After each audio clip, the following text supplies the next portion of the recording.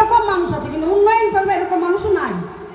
এরকম মানুষ খুব হয়, কিন্তু মহিলাও করছে, ছেলেরা খুব কম, মহিলারাই বেশি, যে আমরা বেশি করে নিব, বেশি করে খাবো, এই জন্যে ওই পঞ্চায়েতের উন্নয়ন কমিয়ে গেছে। আর আগে এখন যতটা খাইতে পারছে আগে খাইতে পারেনি, তাই উন্নয়ন ছিল। তবে এখন যদি আবার ওই খাওয়াটা যদি রক্ষা করে বন্ধ করতে পারে, এইভাবেই উন্নয়ন হবে। আমরা যখন করেছি 1 বছর বাড়ি বাড়ি পায়খানা দিয়েছি, আর 1 বছর বাগান বাসি বাজিয়ে বেড়াচ্ছি। তাতে পার্থ সাহেব ছিল, তাতে 1 গ্রাম লয়, পাগলারটা গেছি, ধনাইপুর গেছি, মদনপুর গেছি, যে সবাইকে করেছি।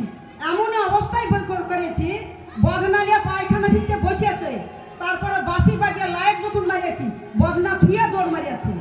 এইরকম করে পঞ্চায়েত উন্নয়ন করে পঞ্চায়েতকে ঠেকিয়ে রেখেছে।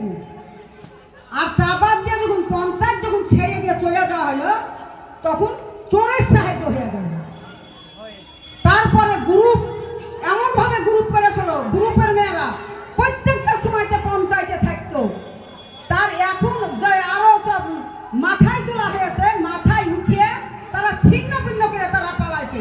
তাদের কথার শেষে ঠিকা দেখে না, এমনভাবে কথা কহে।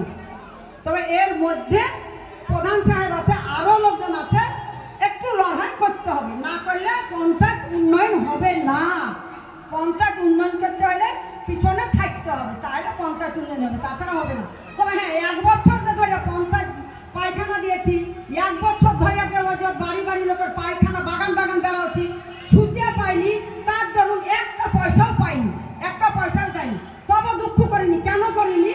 যে গ্রাম উন্নয়ন করব, গ্রামকে ভালো করব, যাতে বাড়িতে থাকে, যাতে পরিবর্তন হয়, যাতে মান সম্মান চাহে, তাই মিলে একটা পয়সা দুঃখ করিনি।